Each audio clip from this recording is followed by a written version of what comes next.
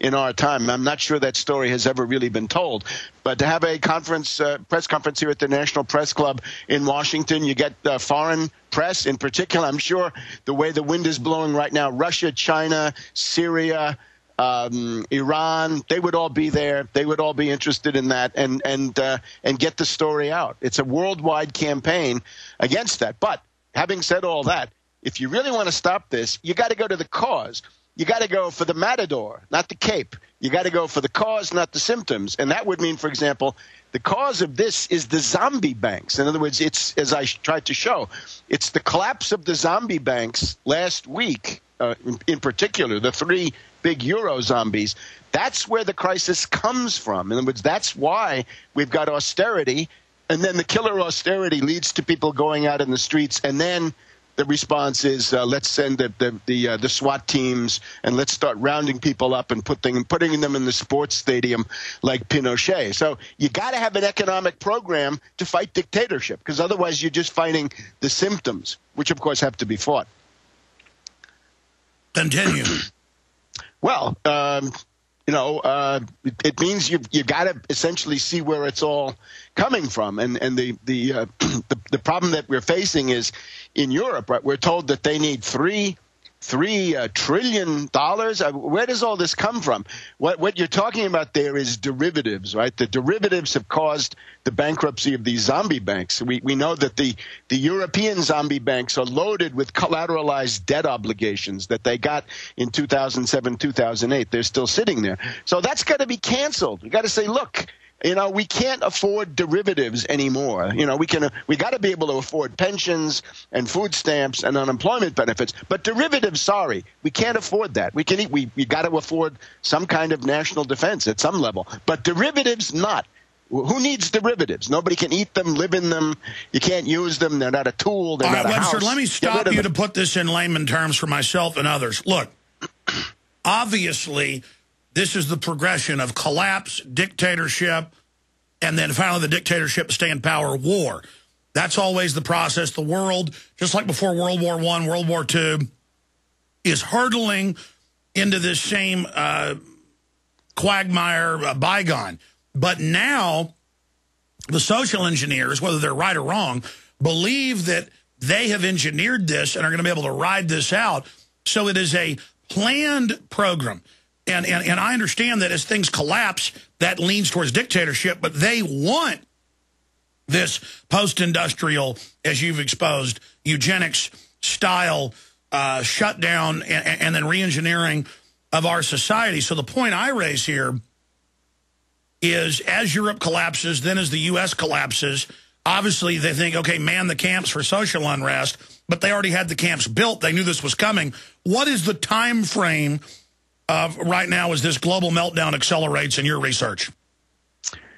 Well, again, we had a big worldwide disintegration, a systemic crisis in September, October, November of 2008. So that's 3 years ago now.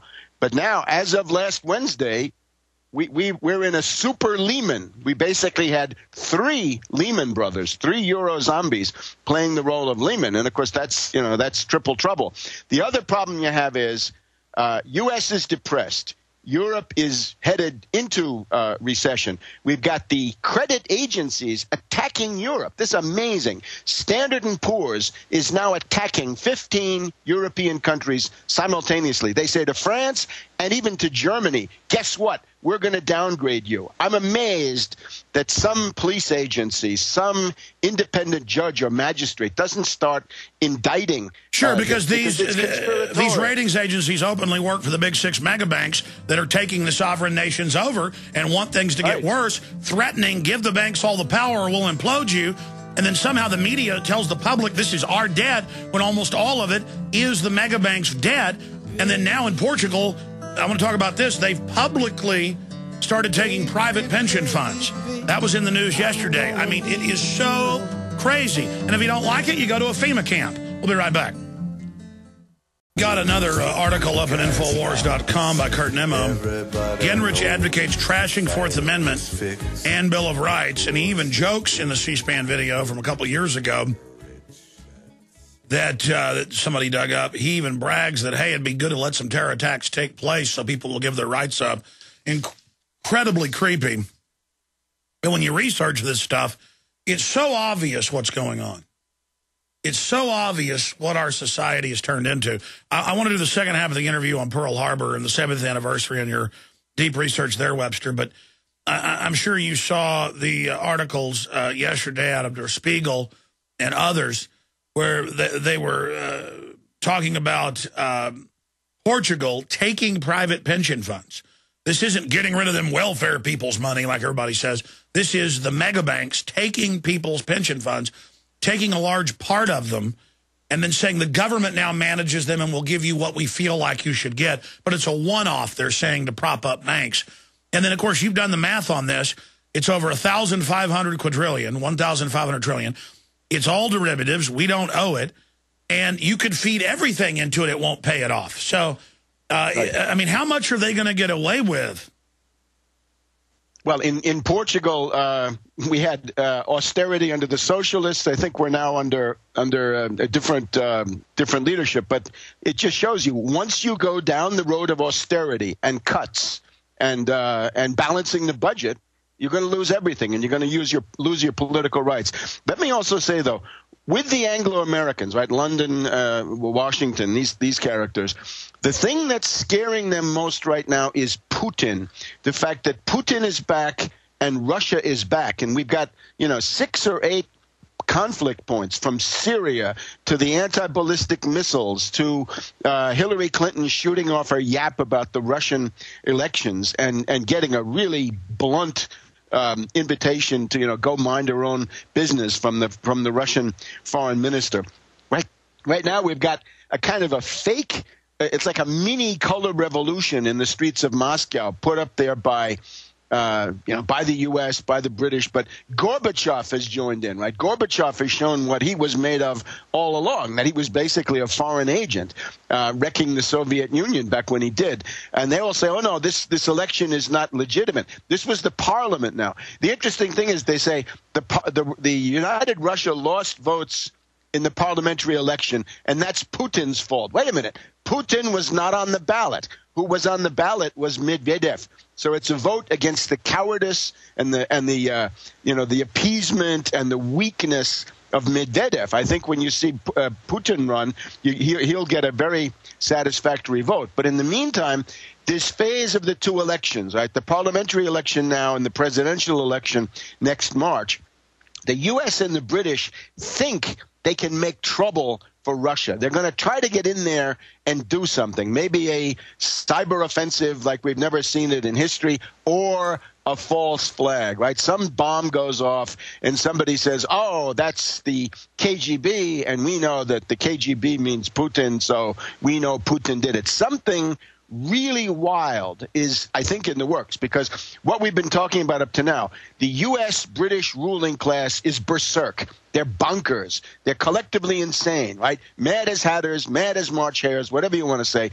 They're ready for just about anything because their capital structures are collapsing, and we now see this pole of resistance. Well, I was about to add, China, they're bombing military Iran, bases in Pakistan. The Russian and Iran. The Russians are moving their fleet into the Mediterranean with nukes. Exactly. And on top of that, the president of China has said, prepare for war with the U.S. publicly.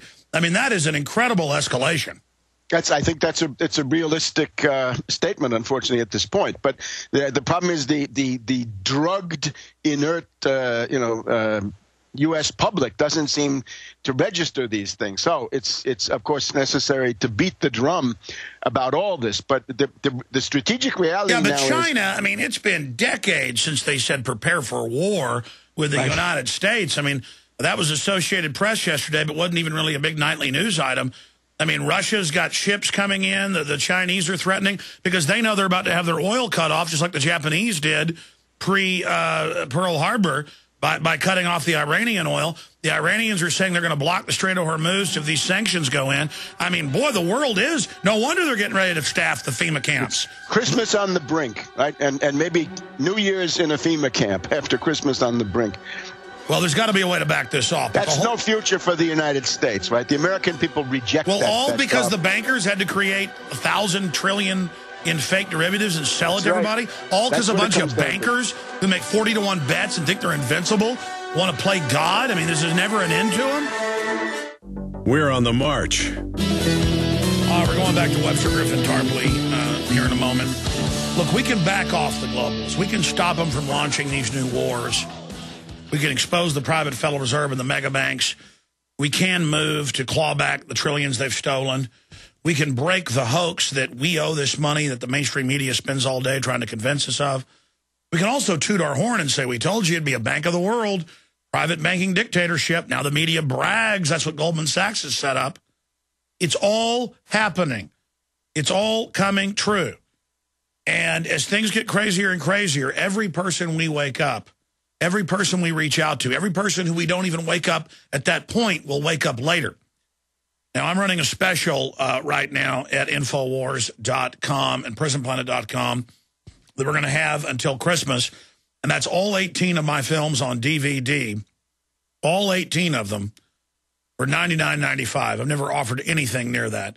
And if you order by the 19th, it's guaranteed that it'll be delivered to your home. Also, something we've now got is an excellent new film, a lot of amazing interviews, A Noble Lie, Oklahoma City, proving that that's a false flag event to be blamed on domestic groups. That's available at Infowars.com as well. You can also call toll-free 888-253-3139. That's 888-253-3139. You can also write to us at P.O. Box 19549, Austin, Texas 78760. And it is your purchase of the books and the videos and the T-shirts and all of it that makes this transmission possible. Plus, the T-shirts get the word out. You meet like-minded people wearing InfoWars shirts or some of the other anti-New World Order shirts we've got. And obviously the videos. I want you to make copies of the films that I've produced and get them out to everybody you know. Air them on Access TV. Films are really a great way to wake people up, especially the Obama Deception or Fall of the Republic. And it's all available at Infowars.com. And through Christmas, as we do every year, we do this every year, we're offering 44% off on a yearly membership at Prisonplanet.tv. That's 5.3 months is what you get free. You pay for 6.7 months. So 44% off on a Prisonplanet.tv yearly membership. It will be 9 years we've had the site this April. All of my films, expanded extras, so many other special reports, the nightly news show, this radio/TV show that's Alex Jones Live, the big show, what we're doing right now. All of it is there. The higher quality podcast, 15 cents a day, and you're supporting the heart of the growing alternative media, Prisonplanet.tv. And then we're able to support over the years Ron Paul, Webster Tarpley, Gerald Salente, you know, so many countless other guests that find another platform here on this transmission. So again, Prisonplanet.tv, and also don't forget our local AM and FM stations to support their local sponsors and spread the word as well. Okay, Webster, I want to finish up with the geopolitical and then get to 70 years later after Pearl Harbor from your deep research, what really happened there and how all of this ties together at our point in history. But anything else you'd like to add about currently what's happening financially, and if things do continue down this road, where we'll be 6 months from now?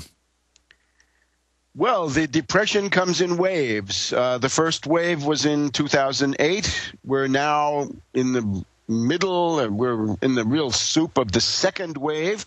And as you were saying before, if you get 1, 2, or 3 Euro zombies blowing up, then it's going to come right back to Citibank, Bank of America,